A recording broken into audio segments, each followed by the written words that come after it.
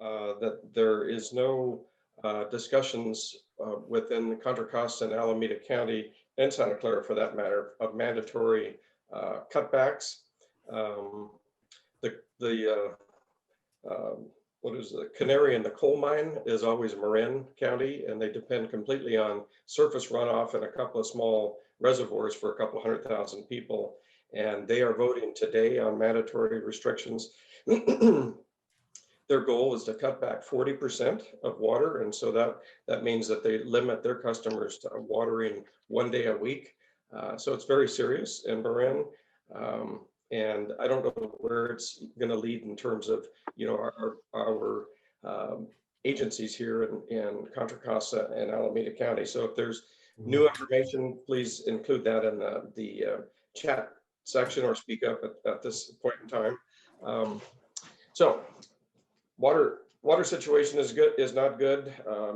The Water Environment Task Force has a planning committee, and Bob Whitley and myself, coming out of COVID, well, we've been doing it virtually ever since COVID started. So Bob Whitley and I got together just a little test run of getting back together as the task force planning, and he agreed that really, while we're not talking about cutbacks, there is no water to waste, and our gut feeling based on history is that you can't just recklessly use a lot of water leading into a drought, and we're clearly the second year in a very dry situation. So yeah, well, we'll keep you posted on where that's going.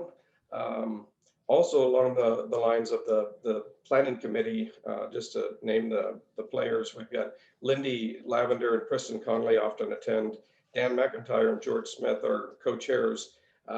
Audrey Lunditz, Bob Whitley, Ann Spalding, Don Berger, Dave Requa, and Dave Richardson are all on the planning committee. And so any one of those that you interact with, if you have ideas for us, we are always interested in trying to gear this task force to the interest of the group that attends.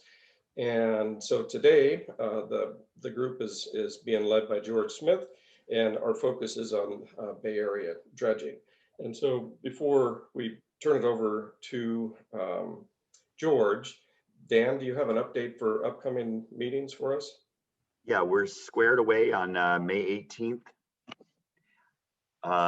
for a presentation on the Marathon Petroleum Renewable Diesel Project. This is kind of part 2 of an earlier discussion. And then in June, we're going to have a harvest recycled water conjunctive use program that we're going to look at that balances groundwater management and habitat enhancement, and talks about how regional and statewide storage underground are integrated and cooperated, or there's a cooperation between agricultural and habitat communities. So we've got that coming up. And then in July, it looks like we're going to get a presentation on the status of the State Water Project, the Delta Conveyance. It's a very slow moving project that's now had its, I don't know how many resets, but it's in its latest reset, and we'll see where that's going.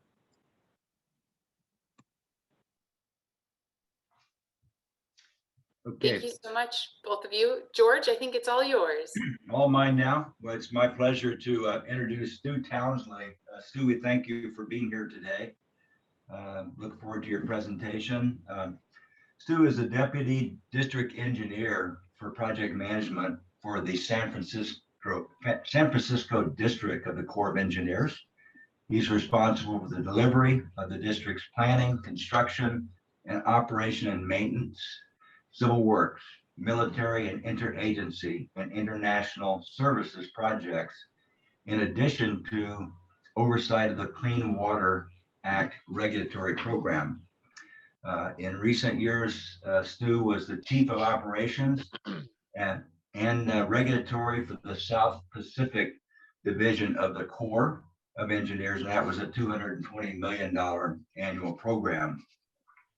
From 2009 to 2015, he served as the Flood Risk Program Manager.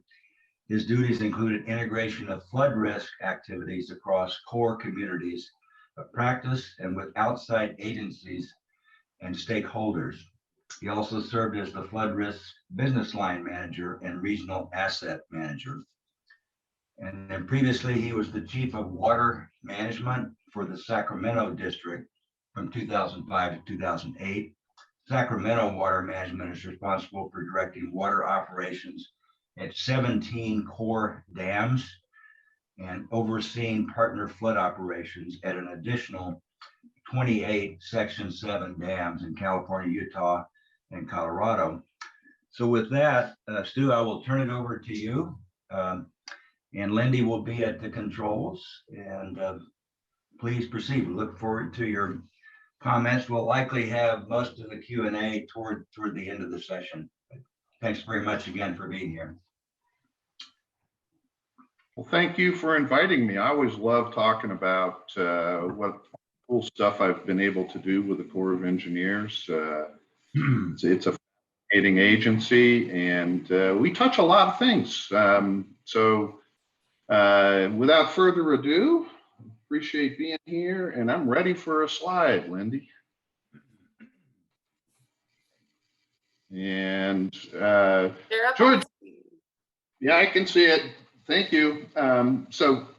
George asked me, did I really want the question mark behind a value for the Bay? And I do. And one of the reasons is I think it's incumbent on the district and the Corps of Engineers to describe value for the things that they do. And so really part of today's talk is intended to make an expression of value so that you can get a better understanding of the way our navigation program supports commerce broadly in the Bay Area and in the region. So with that, next slide, Lindy. So this is a slide that my boss, the district engineer, uses to begin all of his talks, and each district engineer uses a similar slide. But this is just sort of context of where our district is. And so you can see the map of the area that we operate in outlined in red. The Corps is unique in federal agencies in the sense that we're divided by watershed boundaries as opposed to political boundaries, which makes for some interesting challenges in terms of, we poke up into Oregon, and we have some interests up there. And so we have a large delegation, and we spend a fair amount of time with Congress just making sure they understand what we're doing with the money that they appropriate. Today's topic is dredging. We have about a $75 million program. And so the multiplication factor is 100 times. We think in terms of the calculus on it, the dredging program supports about $75 billion of annual economic activity. I'll talk to MOTCO, the Military Ocean Terminal Concord, in a few slides down, but we're also responsible for ensuring that strategic military ports have sufficient depth to be able to move stuff supporting warfighters that are overseas. We have a big disaster risk role, and we really work hand in hand with FEMA. We are their engineer in any disaster response. So if there's a big earthquake, our structural engineers will support FEMA in terms of making assessments of how safe it is to re-enter areas that have been damaged. We've supported fire recovery efforts for the past 3 years, and we basically manage the debris side of that, but we also do some building assessments to support that, and then flooding. And so at any given time, if there's a lot of disasters going on nationally, it's not uncommon for 10% of the workforce in San Francisco district to be deployed responding to some emergency somewhere in the United States. So we really activate and figure out how we sustain the normal business, but still support citizens of this country when they're confronted with emergencies. Ecosystem work is really an interesting business line. It's relatively new for us, and what I mean by that, it's about 40 years old. And we are doing some work right now in the Bay Area on ecosystem work, but I think increasingly we're recognizing that anything that we do needs to fit in the larger context. And so you can't just put your blinders on and build a levee or dredge and not think about what those impacts are. And for the ecosystem work, in many cases, we get appropriations to actually build some functioning wetlands or restore streams or things like that. I like to tell people that I'm a legitimate split personality disorder guy, because everything you talk about up above there before you get to the regulatory is actually building stuff and making it work. But at the same token, we're regulatory too. So we administer the Clean Water Act, lots of permits in around the Bay to support building and things like that. So I get that fun too. Veterans Administration has picked us up as their engineer, and so we are actually working. I think we awarded a contract about 8 o'clock this morning to start construction at the San Francisco VA Medical Center. There's work going on right now at Alameda for VA work there, and we've got Palo Alto coming online. So that's a big construction program supporting veterans. And then we have this oddball little thing called Support for Others.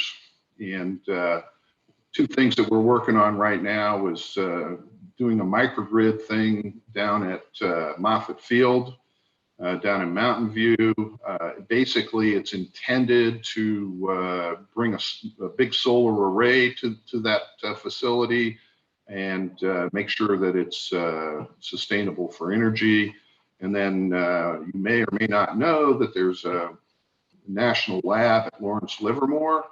And at one stage of the game, it was a nuclear research facility. That's been shut down for years and years, but they've asked us now to come in and demolish some of those test reactors and do it in a safe manner. And so we're just kicking that work off. So it's really an incredible breadth of work that the Corps of Engineers does. But you know, the Chief of Engineers likes to say that we're the nation's engineer and even the world's engineer, and in many ways it's true. Next slide, please. So we're going to focus today on the navigation business line, and I call it a business line because the way Congress appropriates money is they put it into various business categories. So we get regulatory funding, we get flood risk funding, and we get navigation funding. And so everything that I'm going to talk about for the balance of this talk fits into the navigation business line. You can see the mission statement there. It's safe, reliable, efficient, and environmentally sustainable waterborne transportation. And we're supposed to maintain the inland waterways and coastal channels. And the picture there is actually the debris boat that we have. And so we spend about 200 days on the water in San Francisco Bay every year, picking up stuff that's floating around that could harm a ship or whatever. And so you can see that's a small skiff with I think a little outboard motor at the bottom that we are yanking out of the water just to make sure that nobody else runs into it. Next slide. So just as, and this is unfortunately not the clearest graphic in the world, but I like to show this because that dot in the Central California coast is basically the value of the commercial ports by dollars. And I'll talk about dollars versus tonnage in a second. But we sustain a lot of commerce. We're not the biggest, but we are a pretty balanced port. And if you look at all those pie slices, you'll notice most of them have a fair amount of blue in it and not so much green. And what that means is those are import ports as opposed to export ports. And so, as you might guess, the mouth of the Mississippi, exporting out of the Galveston, Houston area. And then we export a lot of ag communities or commodities out of the Central Valley, out of our ports here. So it's a pretty decent size operation, but not the biggest. Next.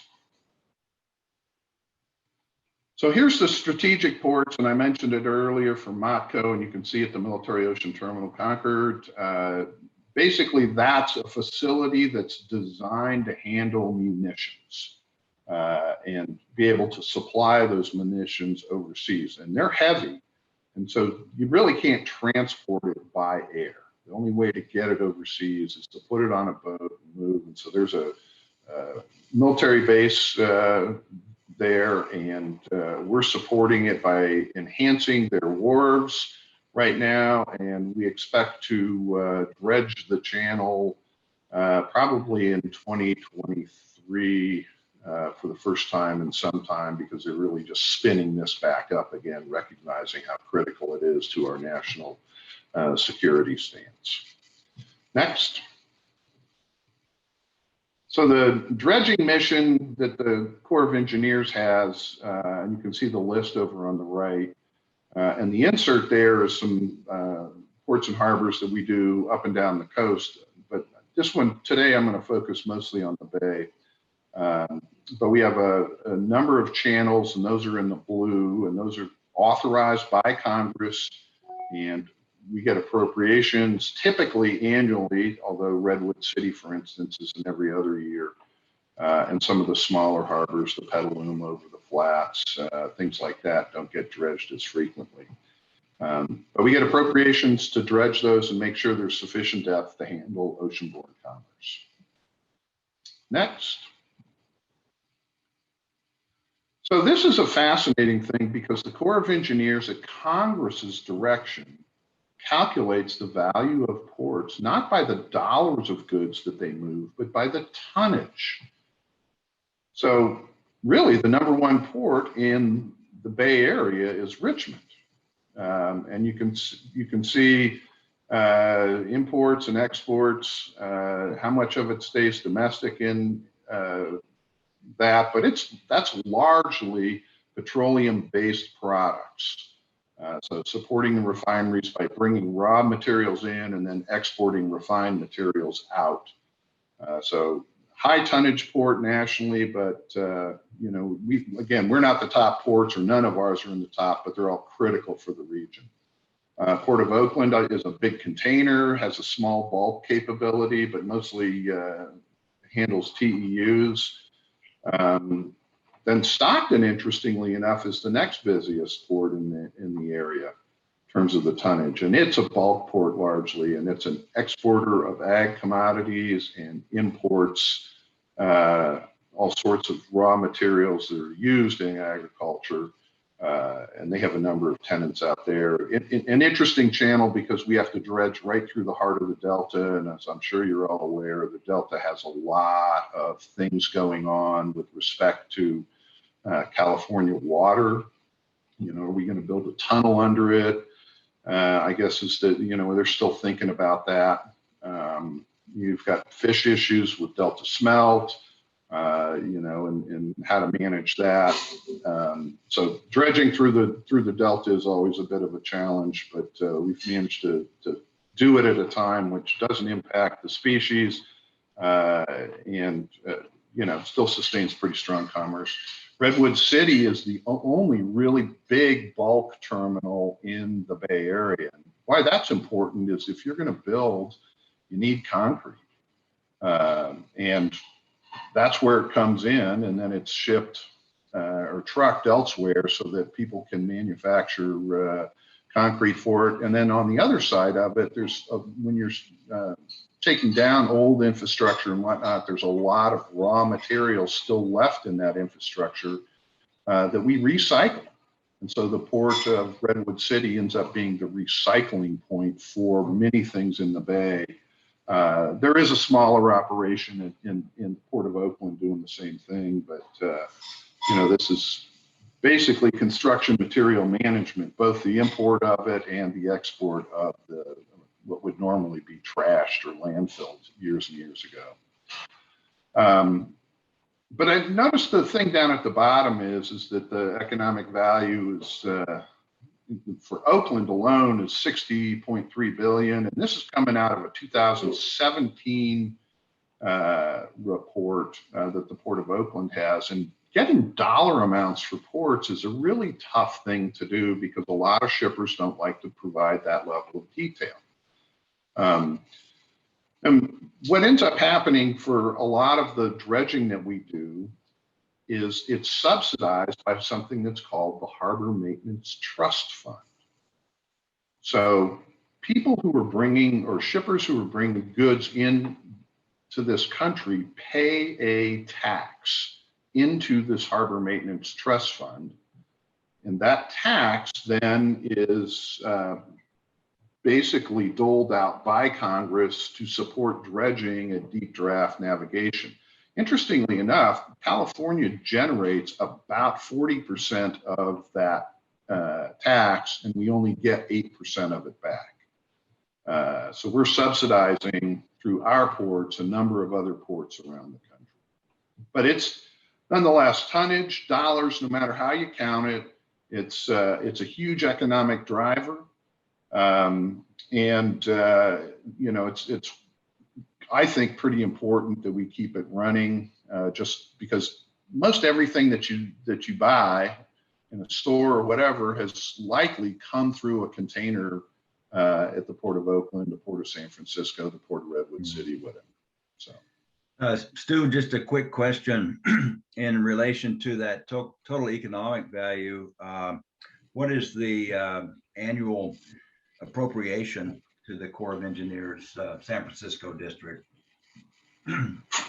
For the dredging program, it ranges between $50 to $80 million a year. So it's the return, and so don't forget that comes largely out of the Harbor Maintenance Trust Fund. So this isn't, you know, this is a tax that shippers pay, and Congress controls it, so we get it back. But there's a 100-to-1 return on those dollars that the shipping industry generates themselves. So the impact to the federal treasury, the net impact is really small to support navigation. Okay, good, thank you. Yep, next slide, Lynn. So I like this website because it just gives you a sense of how much ocean-going shipping is out there. And there's a tracker system that you can look at, vesselfinder.com, and you can zoom in or out depending on where you want to look. And in this case, I actually picked the Pan Amber, and this was a couple, I don't know, a week ago, I guess, is when I pulled this slide out of there. That's a bulk ship, and it left Pittsburgh, and it's bound for China. So there's a lot of traffic and a lot of different kinds of traffic out there if you sign up for it. So this gives you a sense of the magnitude of shipping that's going on. And this is actual vessels at sea at the time this snapshot was done. So it doesn't include anything where they've turned off their tracking system because they're at port or at anchorage. So next. So this is the tester to see if it did come through perfect. I also like this one because this is an animation that I picked up, and the light green lines are traces of traffic. And so it's give yourself a minute to orient, but over on the left-hand side is the Golden Gate, and in the sort of dark olive green are the land masses, although they're hard to see. The islands in the middle of the bay are hard to see. The lighter purple is shallow areas in the bay. But this just gives you an idea of how much traffic moves in and out of the bay. This particular slice is a 24-hour loop. So all those big lines that are moving through are the big ocean-going vessels, and the smaller ones are ferries and other ships that are tracked. But I just think it's pretty cool, and also indicative of how much marine traffic there is in the bay. Next slide, please. So, now I'm going to get into the boring stuff, and it's boring for a couple slides just because I like people to just understand how we go about our dredging program. So the group that I actually directly manage, the planning and project management group, basically develops the scopes, the schedules. P2 is our scheduling software. We do the environmental aspects of it. Our folks in the engineering group do the environmental coordination, and then we have an environmental group that, the engineering group does the plans and specs, the real detailed things, telling our contractors where to dredge, how deep. We have an environmental group that does all the environmental clearances, and so we basically have to work with the federal Fish and Wildlife, NOAA Fisheries, EPA, all have a say in how we manage our dredging, and then state agencies, the Coastal Commission, BCDC, and the Regional Water Quality Board also. So we get, even though we're a regulator ourselves, we get regulated a fair amount in handling our dredge stuff. We're actually a pretty good, in the federal government context, contracting agency.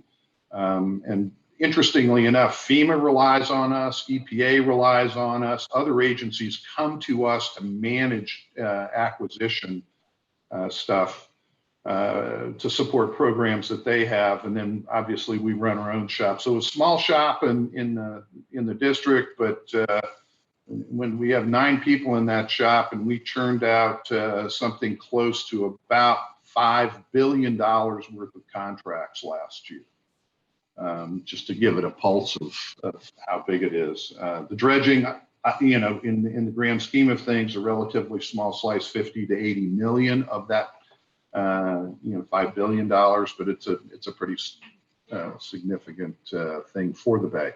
And then once we start into the construction, then we make sure that things are safe, that they're following the plans that we drew up, and just other coordination. So it's sort of a team effort spread across the district in various functional areas. Okay, one more boring slide. Hey, Stu, one quick question, Yep. Stu, on under environmental NEPA. The NEPA compliance, is that all done internally within the Corps, or do you contract that out to consulting firms? We largely do it ourselves. We have what's known as IDIQs to support technical skills. So we can go out when we have more work than we have people that can do the work. We have the capacity to issue task orders, and occasionally we will do a task order for environmental work. More often we do it for geotechnical work or hydrology and hydrology. Mm-hmm. Right. Thank you. All right, next slide. This is a slide that we use teaching brand new project managers as they come to the Corps about our budget process. And the reason I show the slide is we start our budget process 2 years before we get the appropriation itself. And so for dredging, we have to sort of guess into the future about how much money we might need for a given project, even before we've dredged it this year and next year in advance of the appropriation that we're seeking. So it's a bit of a guessing game. And one of the things that Congress doesn't particularly care for is appropriating money and then it not being used. So we struggle a little bit with our, to support our dredging program just because we're making a swag 2 years out, to figure out, what our actual budget is. I also want to note that the Corps of Engineers is unique in the federal government in the sense that we're a project-funded organization, not a program-funded organization. And what that means is we seek appropriations for Oakland specifically, for Richmond specifically, for Pinole Shoals specifically. And we have limitations on moving that money around. In other words, we have to focus on the project, not the program. And I believe a lot of external stakeholders looking in the Corps are used to dealing with other federal agencies that have a lot of program funding and therefore a fair amount of discretion about what they choose to do or not do with congressional appropriations. We don't get that discretion. Congress says $20 million to dredge Oakland in 2021. And that's what we can do with the money, and that's all we can do with the money. So it's a much different paradigm for us than most other federal agencies. And I'll get to why that's important later when we start talking about the SFEI sediment report and some of the recommendations that are coming out of that report. So next slide.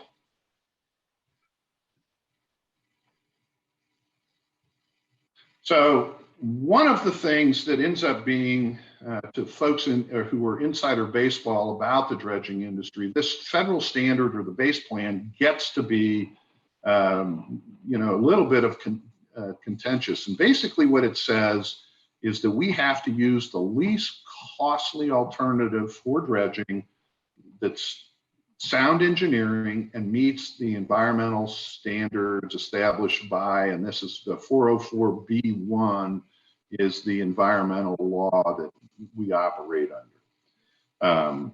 And so anything above those in the least costly, somebody else needs to pay for, or we can't do it. And so when it comes to beneficial reuse of sediment, this really inhibits our ability to do that when we have less costly alternatives to do the dredging and place the material. So federal standard is a term for insider baseball that talks about how we can spend the money Congress appropriates. And we'll get into a little bit more on that later in the thing. Let me go to the next slide. Thank you, Lindy. So these are all the environmental laws that impact our dredging. And so even though we're responsible because we're the program advocate for dredging for doing National Environmental Policy Act work, that involves consultations with a number of other agencies before we can complete our NEPA work. Typically, what we try to do for dredging in the Bay is to do a 10-year NEPA agreement, and then we typically put in a 5-year adjustment period. So we'll do all the negotiations, the consults, et cetera, sign a 10-year NEPA, and then we'll go for 5 years, and then we'll come back and revisit it to make sure it's working okay. So we sort of reconsult. Oftentimes we don't have to go through a whole bunch of extra steps to make small adjustments to it, but it still is basically every 5 years. Clean Water Act, that's the Regional Water Quality Board that governs that. Those typically end up being 5-year agreements, and we're currently operating on one that expires in 2024. That's a law that's written for EPA, and then is that responsibility. So it's a federal responsibility that's down delegated to states to manage Clean Water Act. It's important to recognize federal law delegated to the states to administer. I heard like somebody was going to ask a question. Nope. Okay. Coastal Zone Management Act is a NOAA, or National Marine Fisheries federal authority, the product that we get out of BCDC for another federal law down delegated to a state agency to administer is called a consistency notification. And basically what that means is that we have to show that we're being consistent with all the Coastal Zone Management Act laws and rules that are out there. So we make a consistency notification in coordination with BCDC. Stu, we do have one question from, I'm sorry for interrupting, Dane Johnson. His question is, what is the relationship between your office and the DMMO, or is it one and the same? Ah, that's a great question. So the DMMO, the Dredge Material Management Office, is actually a group that includes the Regional Water Quality Board, BCDC, and then no fisheries can play in it, but basically it's the permitting arm for other dredging in the bay. So the Port of Oakland, we can dredge in the federal channel that's specified in the original Authorization Act.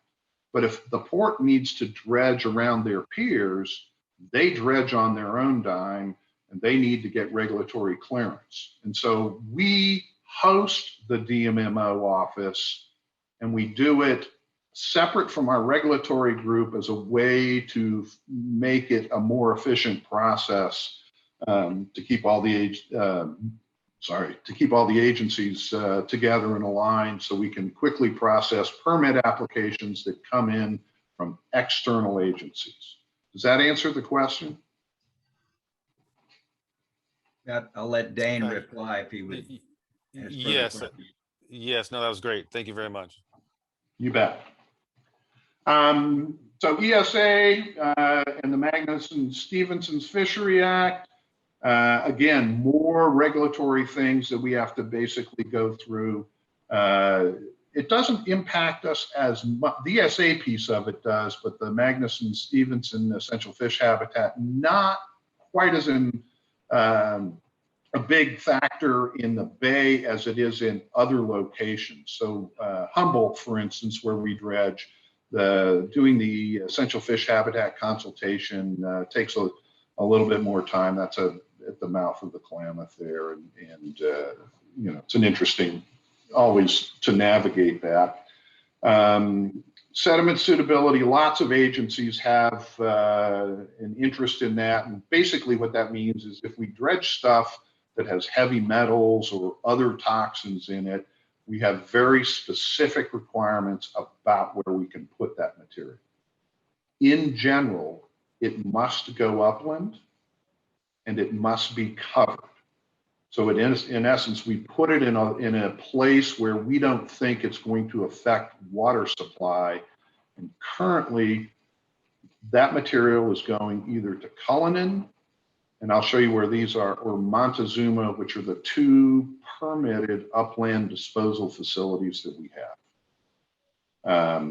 And then the rest of these are just sort of incidental, based on the way Congress wrote the laws, some additional coordination that's required for us to dredge. So we go through this every year, and we touch, even of those ones that are 5 or 10 years, you know, we still are actively engaged with all our regulatory agencies.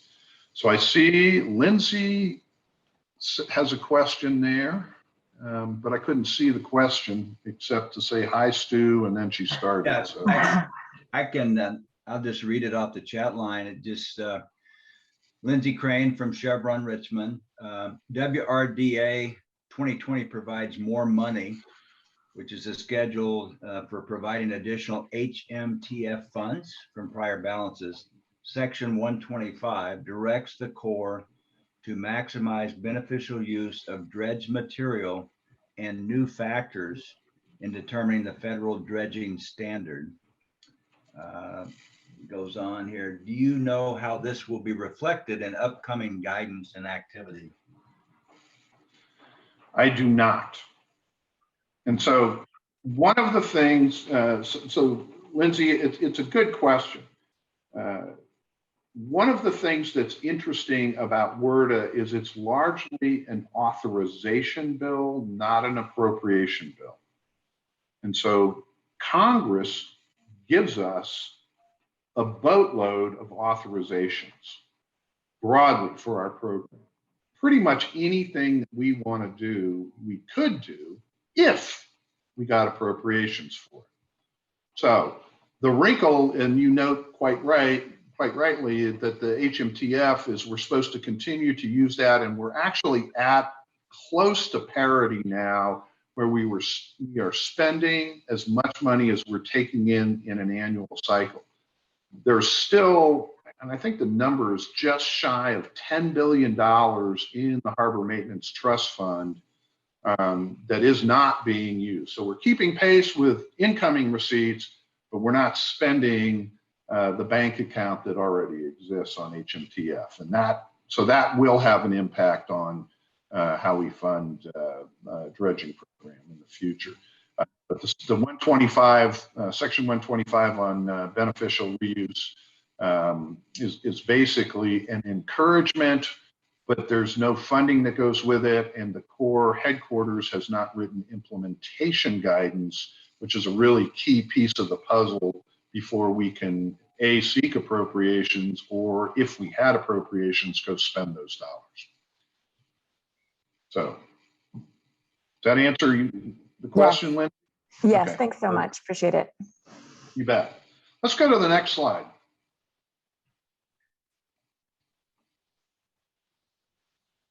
So the long-term management strategy is an important, and then I'm going to just leave it because it's three things. It refers to a group, it refers to a document, and it refers to a program.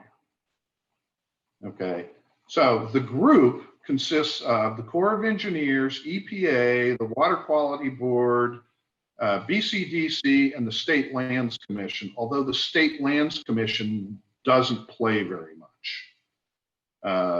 But the other agencies actually get together pretty frequently and have discussions on various things related to dredge material management.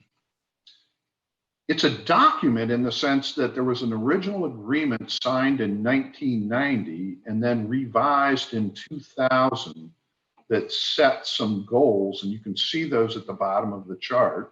And they're not requirements, they're goals. And basically what it says is that of our dredging program and everybody else's, we should be putting, or we can put 20% of that material in bay, so it gets naturally dispersed. 40% of it is supposed to be used for beneficial reuse. And then 40% of it goes offshore to the San Francisco Deep Ocean Disposal Site, which is 50 miles offshore outside of the Falaron Marine Sanctuary. So it's a really expensive proposition to barge material out there, but it's still $10 a cubic yard cheaper than taking it upland. So it's, now when we start talking the federal standard, it's, you know, the rule set that applies to the Corps of Engineers suggests that I should be, on a cost basis, is almost all exclusively using DODs over upland beneficial reuse.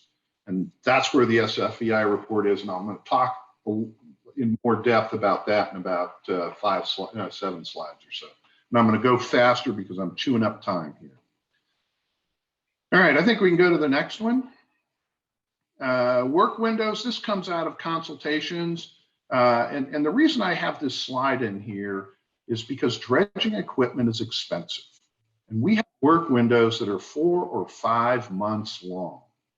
And what that means is a dredge operator, unless he can find other locations to utilize that equipment, has to amortize the cost of equipment over a very short season.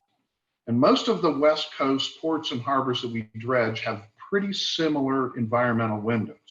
And so there's a bunch of activity, typically depending on where you are in location.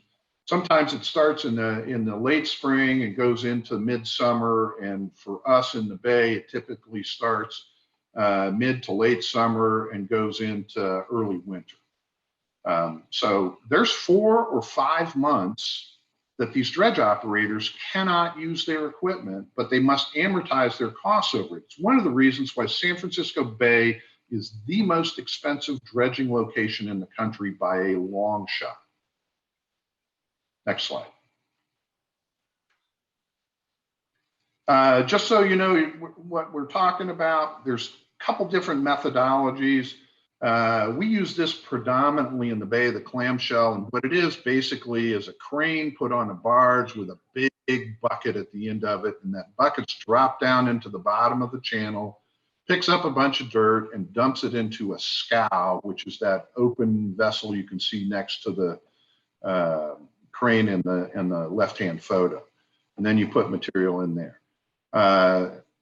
In many instances, we use a pipeline kind of thing. So we sluice the material out of the scows by adding additional water to it, putting pumps on it and just pumping it out of the scow ashore, or in some instances, we just dredge directly into a pipeline facility. So Santa Cruz Harbor actually uses a pipeline for their dredging, and then puts that material, which is largely sand material, back on the beach just south of the mouth of the river. But one of the things that we can do, if you can pipeline and then move that material, is that photo on the right bottom corner is Hamilton Airfield, now known as Hamilton Wetlands, which is the project that took most of the 50-foot deepening at Oakland from about 9 years ago, and put that material out there and created wetlands. So we built an ecosystem project, and we found a beneficial reuse, for that material we're getting out of Oakland. But interestingly enough, it was 2 distinct appropriations that allowed us to do that. So we got money to deepen the Oakland Channel, and we got money to build the wetlands. So in the absence of a specific appropriation to build a wetland or something like that, we really don't have very much cost-effective, beneficial reuse opportunity. Next slide.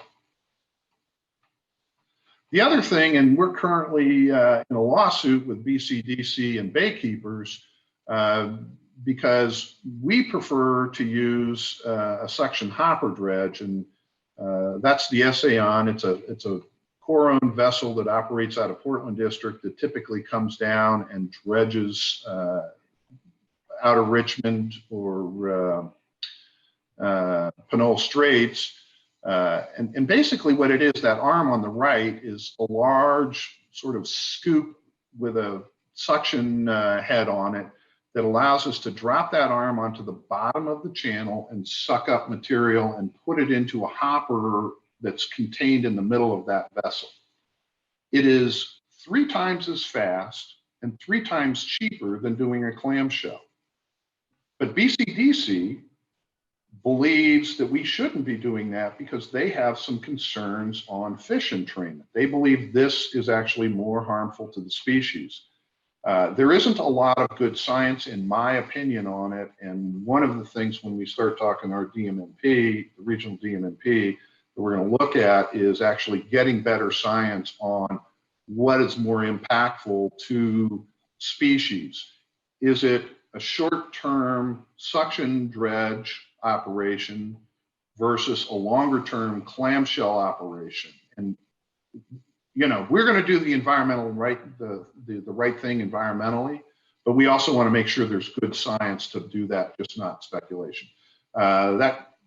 We won the first stage of that lawsuit. BCDC appealed, and it's currently in front of the 9th Circuit right now. So we'll see what comes out of that. Next slide.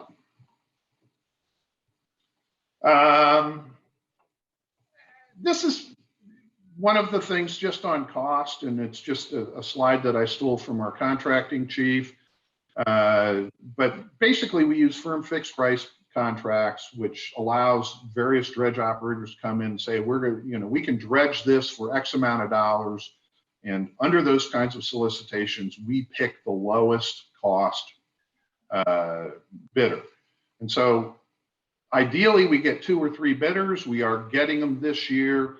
It allows us to do a better job of managing the costs. It still doesn't make this market cheaper than other markets, but we believe it's the right tool to get the best price possible. Next. Oh, no, one other comment on this slide. Congress asked us to contract with small businesses. And so a significant part of our program, by dollars, something on the order of about 35% of our program must go to small businesses, which brings another wrinkle into the pricing mix for the Bay Area. We actually have one of the highest small business requirements of anywhere in the country. Next slide. So basically between 50 and $80 million of appropriations, we pull out 2.5 million cubic yards on annual. I mentioned the funding request is 2 years before knowing our true need. Lots of regulations, work windows, limited market. There's not that many dredge operators. And the bottom thing right there is that average costs are $10 a cubic yard higher to go to Dodds versus in Bay, and $10 more to go upland versus Dodds. So the easy way to think about it is if we're using an in-bay aquatic disposal site, it costs us on average about $10 a cubic yard. If we go to Dodds, it's about $20 a cubic yard. And if we go upland, it's $30 a cubic yard. Next slide, please. So this is another thing about the red line that's declining as you move from 1963 to 2017 is the number of cubic yards that the Corps of Engineers dredges nationally, and the green line is the cost. So we're not dredging as much, and it's costing a heck of a lot more. Yeah, it's not a surprise, but it's a pretty decent graphic. By the way, the Corps of Engineers is authorized to dredge about 1,100 federal channels. We get appropriations to do about 150 of them in any given year. So we have, again, as I said, a boatload of authority to dredge many, many more channels than we ever get appropriations for. Next slide. So this is the thing that hit the news the other day. You know, Warner's Group kicked out this report that basically says we need a whole lot of sediment over the next 100 years to be able to do adaptation for sea level. And personally, I believe that statement is accurate. That we're starting to see, there was another report that came out earlier this week that NOAA scientists basically believes that sea level rise now is ahead of the curve, or rising faster than the curves that they developed about 10 years ago. So this is, you know, it's a challenge. It's going to be a challenge for all of us. The report also indicated that a significant chunk of that sediment need could be, could utilize dredge material. And so that insert, which isn't very big over on the bottom left, all that green is what SFEI identified as potential sites that would benefit from sediment. Well, there's a couple challenges with that, and I'll show you later, but just keep in mind there's a lot of green in that photo. But I've got a comparison at the back end that basically shows you right now I've got 2 permitted locations. And so even though there's sites that could work, they're not available for work right now. Next slide. So this wasn't really a surprise to me, you know, the report out of SFEI. It wasn't a surprise to the Corps of Engineers. And so a couple of years ago, the district spun off this dredge material management plan effort. And really what it was, from my perspective, is I thought the Corps of Engineers had an obligation, and we're required to do so, but an obligation to broadly engage stakeholders in the Bay to take a look into the future and figure out what we should be doing with dredge material. And we think there's potential benefit, as Warner's report then subsequently validated, for use of this material in a variety of locations around the Bay to enhance wetlands. But the other thing a dredge material management plan does is establish the federal standard. And you remember I talked about that, the least cost, environmentally practical. And so what the Corps of Engineers is likely to face is a strong local demand and especially with Section 125 in the MRTA, as Lindsay noted, to beneficially reuse material, but I don't have the authority to spend money to do that. So we're going to need partners to make that happen. We actually are very fortunate in having a partner right now. So Senator Mullen, I think, did a nice job of helping use Measure AA bonds to augment the Corps of Engineers dredging budget. So this year, we have an additional $6 million available to us so we can beneficially reuse material from Redwood City. Unfortunately, the way that his bill was written, we can only use Redwood City. And I believe there's some things they're doing to make adjustments with that. But it is a federal, state, local partnership in terms of the feds pay for the dredging, and then at the federal standard rate, and then locals kick in the rest of it so we can actually use it in a beneficial manner. Next slide, please. This is a slide that I was actually in a talk that I gave about a year plus ago before Warner's came out, and there is a sediment deficit in the bay, and sea level change does matter. So we believed, and again, I just said all this, is that dredge material could address flood risk and ecosystem requirements in the future. And we need to update the long-term management strategy plan. It hasn't been updated since 2001, and we're operating in a completely different world now, looking at long-term sea level and having a much better understanding about the value of wetlands to prevent flood risk from sea level rise related activities. And we learned a lot from Sandy, Superstorm Sandy in the New York, New Jersey area about that. Next slide, please. And this is really, what are the objectives? We'd like to coordinate the efforts, identify a larger array of acceptable sites to put in material. We'd like to promote the reuse of dredge material, given our constraints, and describe the authorities so everybody understands what their lane is, and what help we need and what the Corps can do itself. One of the things is coordinating, and I'm just going to do a little sidebar in here, is I've been involved with a little bit of an effort by the Port of San Francisco. San Francisco Airport folks have done some planning, recognize sea level rise is going to affect their runways, and so they are trying to plan for an extension of the runway to make it a little bit longer and to build up their seawalls a little bit higher.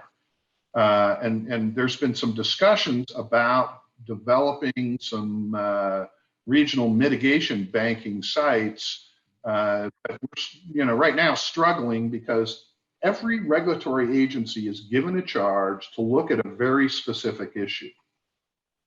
And we're guilty of this too. And we have a landscape scale problem. But our regulatory laws and the processes are designed to look at individual projects. And there's a disconnect in that, because if all you can do is look at a very specific project and the impacts of that, you lose sight of what should be the big plan for the area, recognizing that places like airports will not benefit from a wetland right in front of the runway because of bird strikes. So it's going to have to be gray infrastructure for them. There are other locations where green infrastructure is the right answer. And I think that map of the SFEI map identifies, and you can see clearly, it's not the whole bay, but clearly identifies there's a number of locations that would benefit from green infrastructure. But there's also a number of locations that are going to require gray infrastructure, and we should have a landscape plan to be able to address sea level rise and do it in conjunction with dredge material. Next slide, please.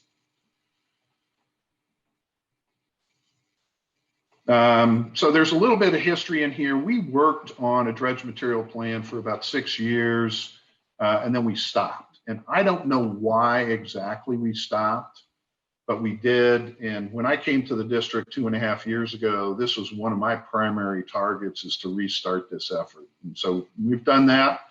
There's a step that's required under our guidance to do preliminary assessments for our navigation projects. What that basically does is validate there's still economic value in dredging at each of those locations. We've identified that, frankly, because of the regulatory environment in this, managing all the sediment that's dredged out of the bay, not only from core, but from externals, that they're all interdependent, and therefore we should do, as opposed to a project by project DMNP, we should do a regional one. And there's still uncertainty about future site availability. Note that WERDA also had some language this year that took us by a little bit of surprise, saying that DMNPs now should be done every 5 years. So we don't have implementation guidance on exactly what that means, but I will tell you a DMNP for the Bay effort is a significant regulatory lift to get everybody lined up. And that 5-year window is likely to mean we spend 3 to 4 years getting a DMNP, take a pause for a year, and then restart the effort to hit that 5-year cycle. So I don't know how practical it is given the current processes and programs. Next slide, please.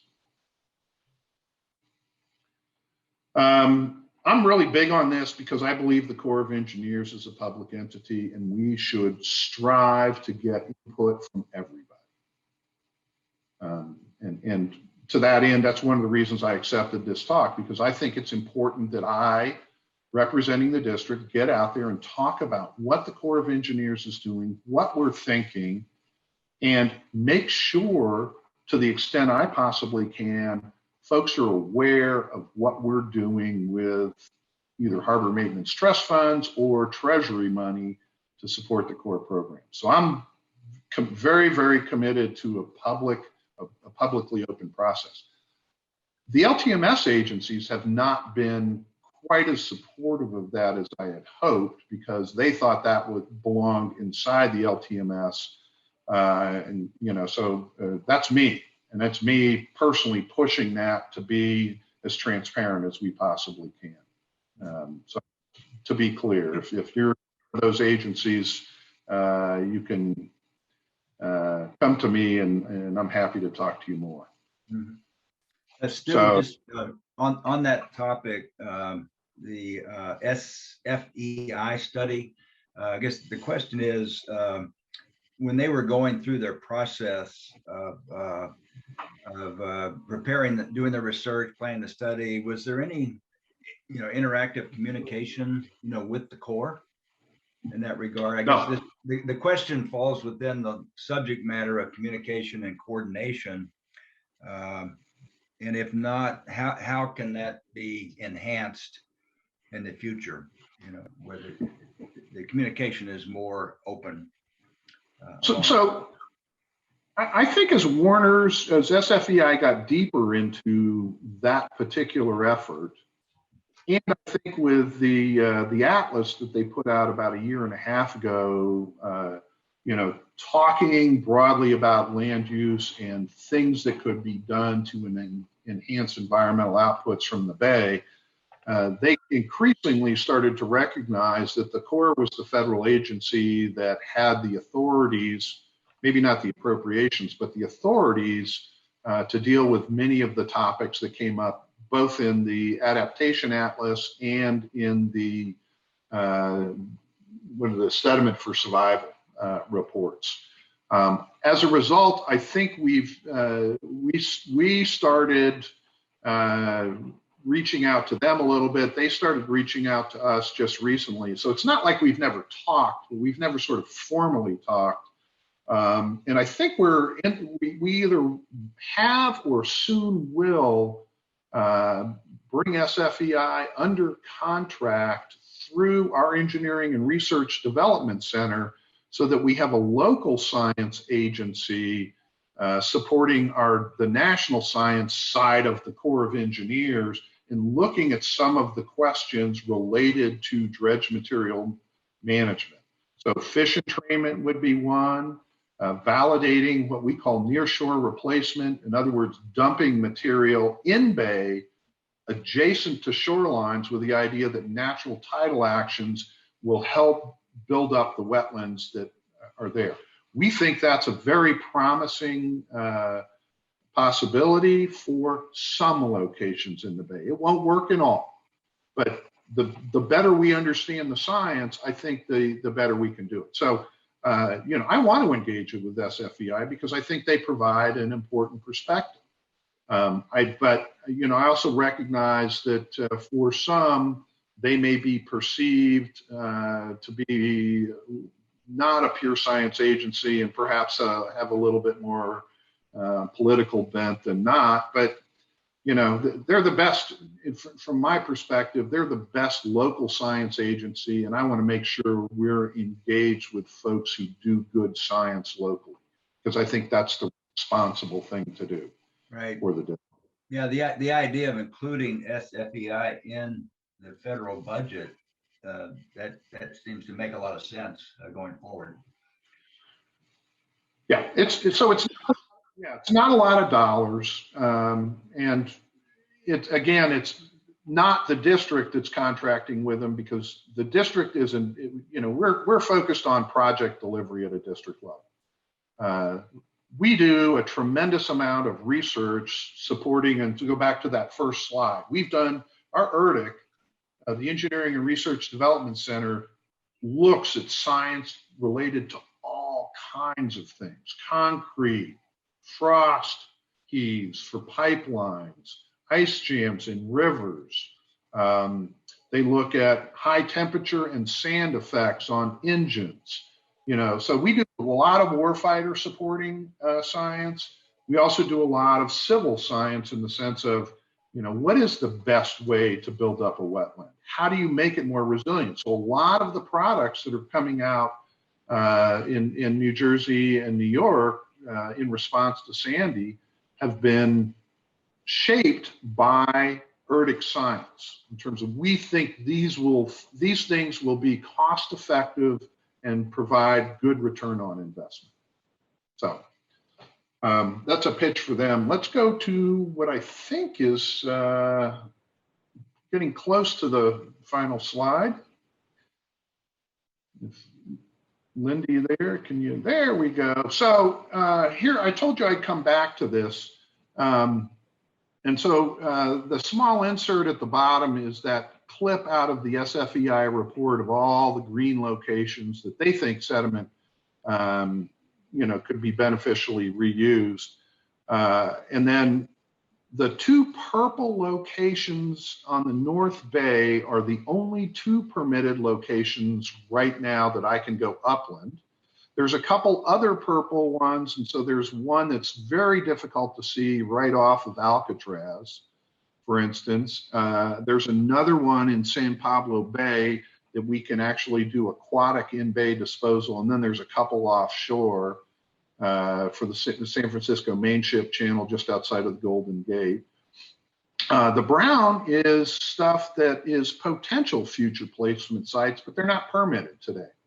And so I'm really excited because I think as we started looking at dredging San Rafael Channel for the first time in a long time, the Audubon Society is doing a restoration, and we're working pretty hard to see if we can align a dredging appropriation with their ability to accept material from dredging that channel. And so Audubon would be responsible for the upland placement, but because it's right adjacent to the channel, we think that we could deliver that at or just slightly above the federal standard. In other words, a low-cost way of doing some wetlands enhancement in partnership with Audubon, to beneficially reuse material. But takeaway from this is a lot of potential, but not much active in terms of where I can put material upland. Mm-hmm. Stu, Josh Gravenmeyer has a question. Josh, do you want to jump in? If not, I can read the question.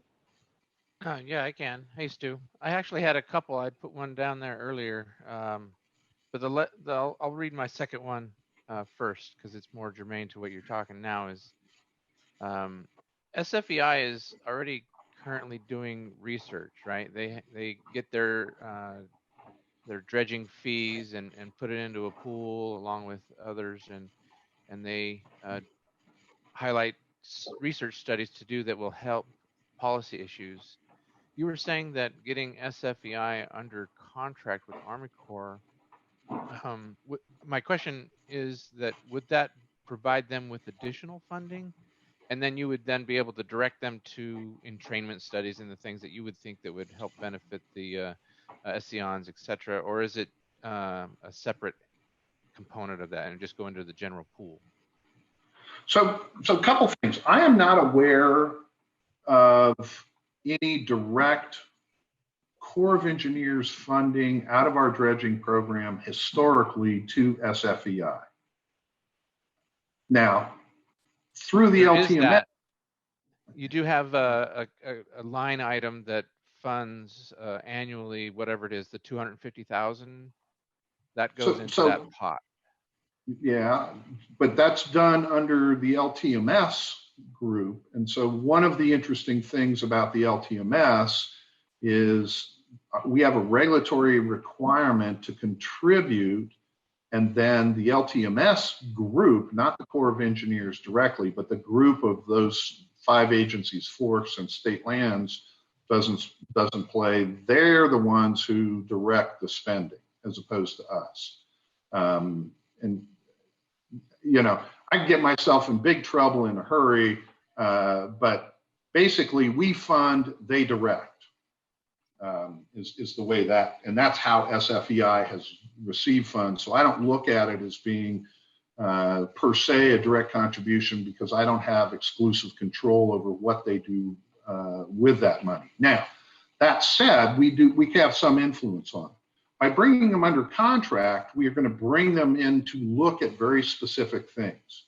And so what we're going to ask them to do is participate with our fish biologists and to do or figure out a way to look at fish entrainment under dredge operations, both for clamshell and for hopper. We're also going to ask them to partner with us to look at some very specific research on what conditions make nearshore placement work, so we can identify locations where we can probably cheaply place material for the enhancement of the environment. So bringing them under contract allows us to answer the questions that basically came out of all the charrettes that we had last summer and comments that we got, and you were part of that process, you know, in terms of what was the science that was necessary to support a long-term dredge material management plan. Right. Does that answer your question? Are you okay with that one? No, I think Okay. It's great. And it led right into my previous question was, you know, you had mentioned about it's time to redo the LTMS, right? And I think that's great. We've been kind of talking about that for a long time. And from my perspective, there's really been a hesitancy from maybe not the Corps, but at least some of the other DMMO agencies on looking at that as a potential, even though it's been shown with some of the research that it's a sediment starved system now, and it's not the same conditions as before and everything. So we've been always pushing that envelope, and nearshore placement, it would be one. It would be a way to re-nourish some of the habitats in the bay and stuff. So I guess my question is, you know, any ideas on how to get everybody else on board with that option? Because we have been hitting our head against some of the other agencies. Well, you know, for those of you who haven't enjoyed working in large federal or state bureaucracies, it oftentimes is really frustrating when you run into the inertia of inaction. And I think that's one of the things you've got to recognize is this has got to be a long game. You're not, you know, the ability to get BCDC, the Water Board, EPA, the Corps of Engineers, and other local entities lined up is going to take energy and effort. And one of the reasons that I like talking about who we are in our dredging program is because I think the more people that are, you know, understand at least my perspective and the Corps' perspective on dredging, the more likely it is that we get that kind of engagement that gets not only the Corps, because we need help too, we need a kick in the butt every once in a while to move, but other agencies to recognize the world has changed and we need to do something different than the status quo. So I don't have an instant gratification answer for you on how I didn't expect one. the willingness, but I think we're doing the right things. I think that, increasingly, I think this SFEI report is going to force a bunch of agencies to rethink stuff. I do know that BCDC put it under an interesting agenda item at their last meeting. And so if you were to look at the record, it didn't explicitly say that Warner was going to be there talking about this report, but he in fact did. And so BCDC board and staff all heard Warner's talk on this product. Certainly there's been good press on it. This is what starts the dialogue. And frankly, in my opinion, I'm not pointing a finger at BCDC at the exclusion of the Corps of Engineers, because the reality is we're all public entities and we should be doing the right things by the folks who live around the Bay. And that means poke us, ask us hard questions, and that's the right thing to do. And I think that if that's consistent, it doesn't have to be, when I say poke, and I mean that in terms of, as opposed to slap us or something that would be a much harder action term, is that long sustained gentle pressure is really how you change public policy. And I think it's right. And I hope that the San Francisco district is well positioned to understand what the broader public wants. And that we're in a position to explain some of the limitations that Congress has given us. And, we can't lobby Congress, but, at the beginning of this, there was some discussion about legislative engagement from this group. And so you all understand that that's an integral part of public policy. And so be it. It's the right thing. Great. We got about 10 minutes left. So I think we're just about at the end of your slides there, right, Stu? And then I got one. More. Yeah, I got questions. I got one more. If it can advance it. So here, this is for me, the planning for the future kind of stuff. And this is what I think my sort of focus is. If you look at the bullets, is I still need to continue to manage costs for our program. I'm going to strive to get regulatory consistency, because the more consistent the regulatory environment is, the easier it is to plan for the future. We have to acknowledge sea level rise, and we have to do it responsibly. The problem with sea level rise is it's not a problem per se today, but by the time it gets to be a problem tomorrow, we won't have enough time to react. And so we'll go from, oh, you can wait, to a crisis in a hurry. So we're going to, I think we need to be responsible stewards of our broader environment. And that's both the commercial and the green environment. And we need to incorporate sea level rise into our activities. We need to recognize that there's a sediment deficit in the Bay, which means in the long run,